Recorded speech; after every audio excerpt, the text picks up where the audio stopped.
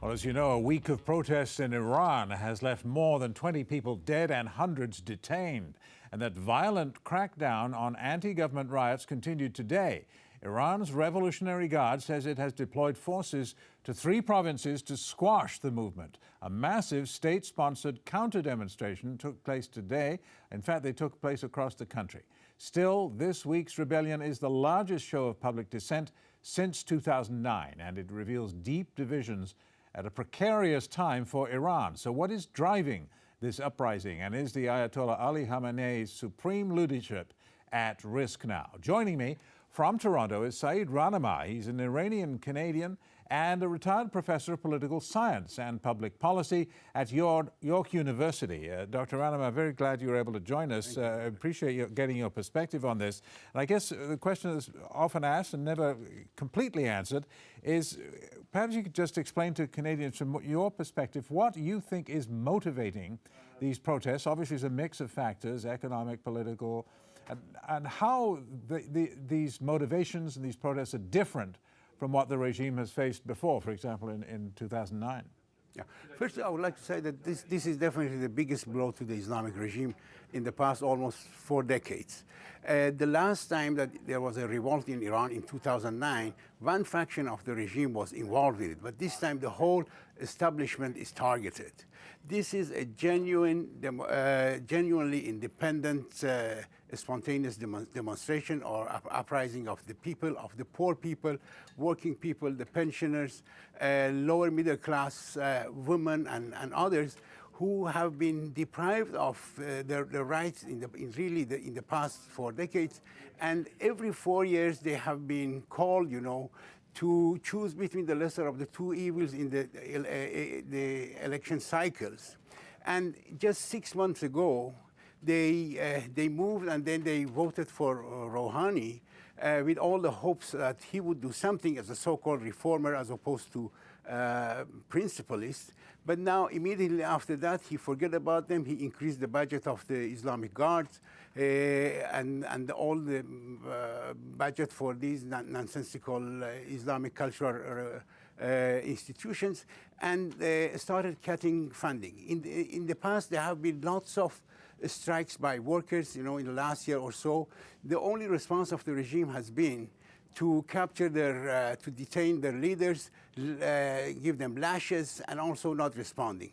We have workers who have not been paid for months, at the same time that the sons and daughters of these mullahs and Islamic Guards are driving their own Porsches and Lamborghinis. And of course, this would create extreme anger among these people. A small demonstration triggered this. That was the stage, but now it's out of hand. The regime is in a sort of catch-22 now as what to do. Explain what you mean by that. I've seen you refer to it as a catch-22. What do you mean? Whether to retreat or to crash the whole movement. If it wants to retreat, it has problem because it has to respond to some of the demands of the people for which it does not have really money. Why? Because the economy is in a bad shape as a result of decades of mismanagement, extreme corruption, and also paying for extensive costs of military involvement in Syria, in Iraq, and in the whole region. Lebanon. And also Lebanon, and also paying for all these Islamic cultural institutions.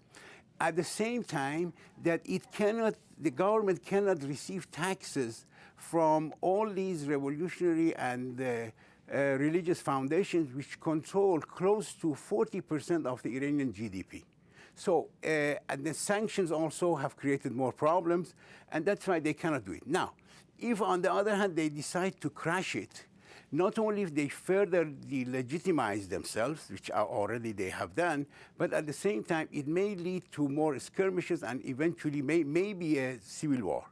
So we have to see how far this movement will go, and of course the reaction of the Islamists depends on how deep it will go, and also whether there would be any foreign involvement. I mean, the role of foreigners, it would be very sensitive and important. Okay, let me ask you about that question, because a lot of questions are swirling about how we should react and respond. People feel kind of helpless sitting on the sidelines. Reporters can't get into the country. What do we say about it? Let me give you an example. President Trump, as you know, has been tweeting about it.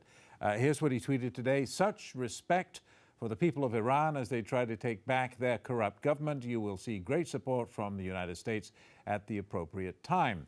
My question is whether these tweets and comments like that from the U.S., are they helpful or are they harmful?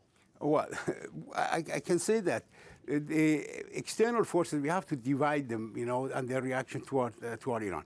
At the top of the enemy triangle is Mohammed bin Salman of Saudi Arabia, Netanyahu, and Trump.